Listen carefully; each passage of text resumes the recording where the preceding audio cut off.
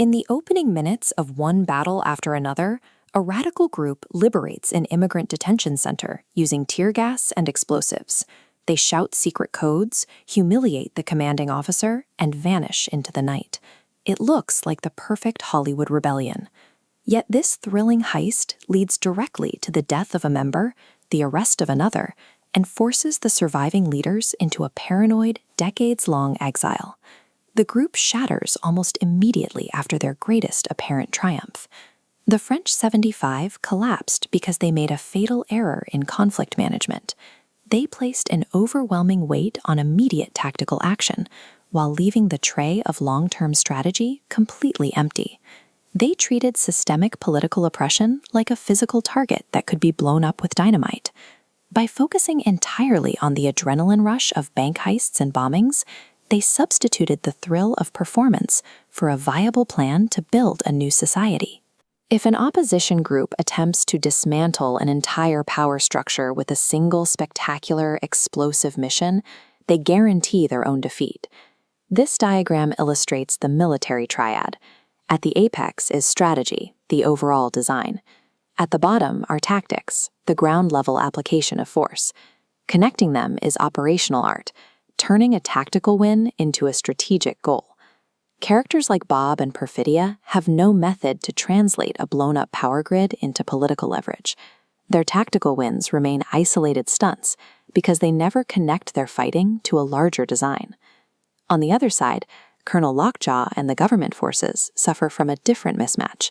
They attempt to crush a localized resistance by relying on overwhelming conventional military maneuvers designed for massive field armies. This schematic shows a triple hammer encirclement, a classic conventional tactic. Lockjaw tries to deploy exactly this kind of massive, highly visible net to trap his targets in the Bacton Cross community. While the revolutionaries rely on explosive stunts, the government relies on brute conventional force. These frameworks are unsuited for the realities of modern conflict, where the lines of battle are no longer clearly drawn. While the French 75 leaders are arrested during parkour mishaps or fumbling through their secret codes, Sensei Sergio is the one maintaining the actual infrastructure of the resistance. Sergio doesn't blow up buildings. He operates a martial arts dojo that doubles as a safe house. He manages an underground railroad, secures burner phones, and provides daily, unglamorous community support. Modern conflict has shifted away from empty battlefields. Today, operations take place directly among the people, where collateral damage is a constant risk. In this environment of asymmetric warfare, Sergio's decentralized sustainment networks are highly resilient. By spreading his resources quietly among the community, he ensures there is no single army for Lockjaw's triple hammer maneuver to entrap. Quiet, consistent infrastructure that shelters people day after day is often more effective than a flashy, violent rebellion that invites an immediate military crackdown. By the time the credits roll, the detention centers are still standing, and the Christmas adventurers are still in their bunkers. The spectacular bombings of the past achieved almost no material change. In the violent and interconnected world of the 21st century, success is often measured purely by the ingenuity required to avoid defeat. Staying one step ahead of a superior force becomes its own kind of victory. During the film's climax, Willa discards the failed ideologies of her parents. She doesn't reach for a codebook or a manifesto.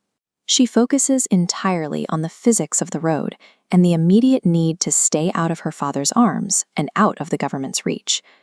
When cornered by heavily armed pursuers, she doesn't fight a pitched battle.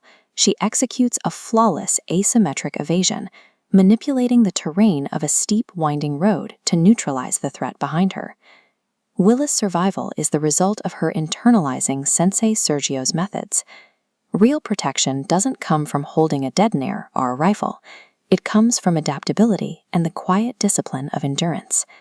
True political change in this world is not a cinematic explosion. It is the continuous, unglamorous work of keeping each other safe, day after day.